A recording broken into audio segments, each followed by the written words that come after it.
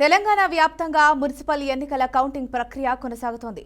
రాష్ట్రంలోని ప్రధాన నగర పాలక సంస్థలు, మున్సిపాలిటీలో ఓటర్లు ఎవరికి పట్టం కట్టారో మరికొద్ది గంటల్లో తేలనుంది.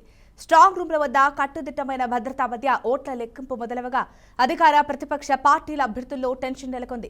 ప్రధానంగా అధికార కాంగ్రెస్, బీఆర్ఎస్ మరియు బీజేపీల మధ్య త్రిముఖ పోటీ నెలకొన్న ఈ ఎన్నికలు రాష్ట్ర రాజకీయాల్లో అత్యంత కీలకంగా మారాయి. పోస్టల్ బ్యాలెట్ ఓట్ల లెక్కింపు పూర్తయిన తర్వాత వార్డుల వారీగా ట్రెండ్స్ వెలువడనున్నాయి.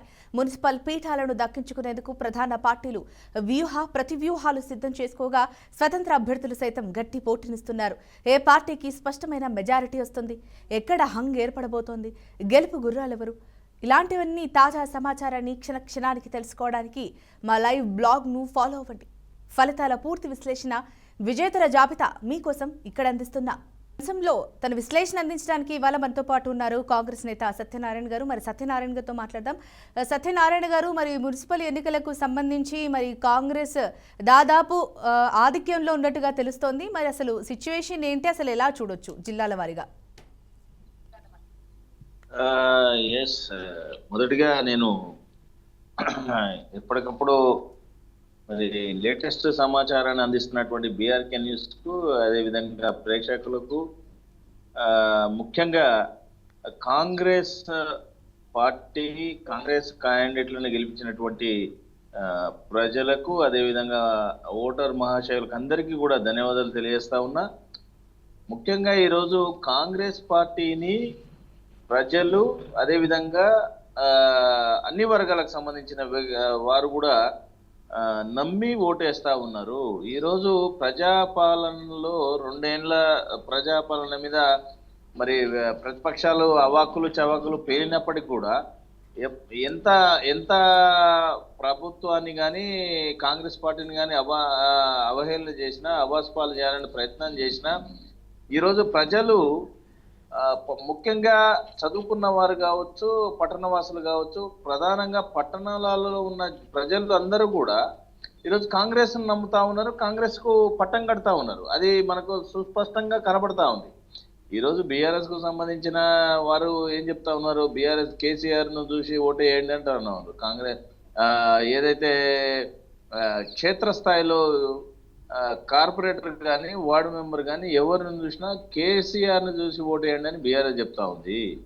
ఈరోజు బీజేపీ ఏం చెప్తా ఉంది, ఢిల్లీలో ఉన్న ఓటు వచ్చి ఇక్కడ చేయడు కదా. ఇప్పుడు స్థానిక సంస్థలకు సంబంధించి, రాష్ట్రాలకు సంబంధించిన అంశం. రాష్ట్రాలు అనేది రాష్ట్ర ప్రభుత్వం ఏం పని చేయాలి, ఏంది అనేది ఒక ప్రణాళికబద్ధంగా ఒక ప్లానింగ్ గా పనిచేసే అవకాశాలు ఉంటాయి, పరిస్థితులు ఉంటాయి.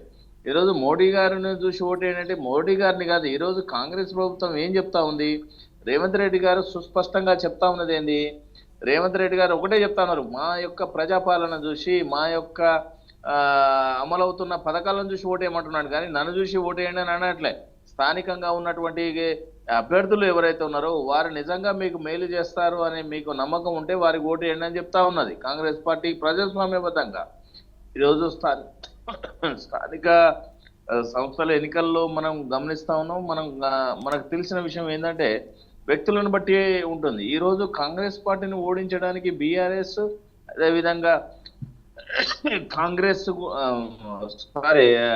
బీఆర్ఎస్, బీజేపీ రెండు కూడా ఏకమై ఎక్కడైతే బీఆర్ఎస్ కు అనుకూలంగా లేని దగ్గర బీజేపీకి అనుకూలంగా లేని దగ్గర బీఆర్ఎస్ రెండు ఏకమై ఓటు బ్యాంకింగ్, క్రాస్ ఓటింగ్ చేసిన పరిస్థితులు మనం గమనిస్తూ ఉన్నాం.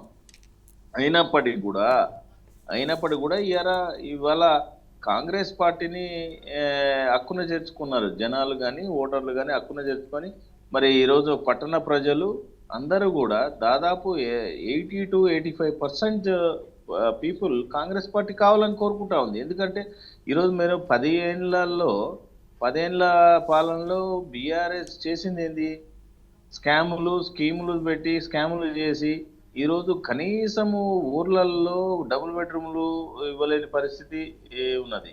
అదేవిధంగా మరి రేషన్ కార్డు 10 ఏళ్లలో రేషన్ కార్డు ఒక్కరికి కూడా అదనపు రేషన్ అంటే కొత్త వారికి ఇచ్చే పరిస్థితి లేదు. అదేవిధంగా డబుల్ బెడ్రూమ్లు అన్నారు, అది లేదు. సో ఇవన్నీ కూడా కంపేర్ చేసుకొని ఈరోజు కాంగ్రెస్ నమ్మిన జనాలు కావచ్చు, ఓటర్లు కావచ్చు, ఈరోజు వారికి అందరికి కూడా కొత్తగా తెలంగాణ అంటే కాంగ్రెస్ పార్టీ ఆధ్వర్యంలో ప్రభుత్వం ఏర్పడిన తర్వాత అందరికీ కూడా దాదాపు అందరికీ కూడా కొత్త రేషన్ కార్డులు వచ్చిన పరిస్థితి ఉన్నది. అదేవిధంగా ఇందిరమ్మ ఇండ్లు మీరు చూడండి, గడిచిన 78 ఏళ్ల స్వతంత్ర భారతదేశంలో ఏ ఊరికి వెళ్ళినా ఇందిరమ్మ ఇండ్లు ఉంటాయి. అదేవిధంగా ఈ రోజు కూడా మళ్ళీ ఇందిరమ్మ ఇండ్ల పథకం కింద మనం ప్రభుత్వం ఏదైతే నిజంగా వారికి అంటే ప్లేస్ ఉంటే జాగా ఉంటే ఖచ్చితంగా వారికి 5 లక్షల రూపాయలు ప్రభుత్వం సాయం చేస్తూ ఉంది, లేని వారికి ఇల్లు ఇస్తూ ఉంది. సో ఈ స్కీము ఆల్రెడీ ఇంప్లిమెంట్ అవుతా ఉంది. అదేవిధంగా ఎక్కడ కూడా మీరు ఒకసారి గమనిస్తే ఎక్కడ కూడా భారతదేశంలో యూ కెన్ సర్చ్, భారతదేశంలో ఎక్కడ కూడా మరి ఉచిత బస్సు అనేది లేదు ఎక్కడ కూడా మహిళలకు. ఈరోజు తెలంగాణ ప్రభుత్వం అమలు చేస్తున్న పథకాలను చూసి పక్క రాష్ట్రాలు కూడా దాన్ని అడాప్ట్ చేసుకునే పరిస్థితి ఉంది. సో నేనేమంటున్నానంటే ఎవరో గెలిపించాల్సిన అవసరం లేదు. కాంగ్రెస్ పార్టీకి అనుకూలంగా కాంగ్రెస్ పార్టీ పథకాలే గెలిపిస్తా ఉన్నాయి. ప్రజాపాలన ఈరోజు గడీల పాలన పోయి ప్రజాపాలన వస్తూ ఉన్నది. ఉద్యమకారులకు మనం కాంగ్రెస్ ప్రభుత్వం పట్టం కడతా ఉన్నది. ఉద్యమకారులను తక్కువ చేస్తున్న పరిస్థితి. సో ఇవన్నీ కూడా చూస్తా ఉన్నారు ప్రజలు. ఈరోజు తెలంగాణ ఎనకడలాగా లేదు. ఈరోజు తెలంగాణ తెలివిగల్ల తెలంగాణ కాబట్టి ఈరోజు ఖచ్చితంగా ఎవరు ఏం చేస్తా ఉన్నారు, ఎవరి వలన అభివృద్ధి చెప్తా ఉంది. ఈరోజు ముఖ్యంగా నగరవాసులకు కానీ పట్టణ వాసులకు కావాల్సినది స్వచ్ఛమైన నీరు, రోడ్లు, మరి అదేవిధంగా డ్రైనేజ్ వ్యవస్థ, అదేవిధంగా లైటింగ్, ఇవన్నీ కూడా వీధి దీపాలు కూడా సో ఇవన్నీ కూడా గమనిస్తా ఉన్నాం. ఈ రకంగా ప్రజాపాలనలో భాగంగా ఇవన్నీ చేస్తా ఉన్నారు. ముఖ్యంగా రేవంత్ రెడ్డి గారి ఆధ్వర్యంలో, ముఖ్యమంత్రి గారి ఆధ్వర్యంలో, అదేవిధంగా మహేష్ గౌడ్ గారి పర్యవేక్షణలో మంత్రులు, అదేవిధంగా కాంగ్రెస్ నాయకులే కావచ్చు, కార్యకర్తలు కావచ్చు, చాలా కష్టపడి వారిని ఈ విజయానికి మూల కారణం అని మనం చెప్పుకోవచ్చు.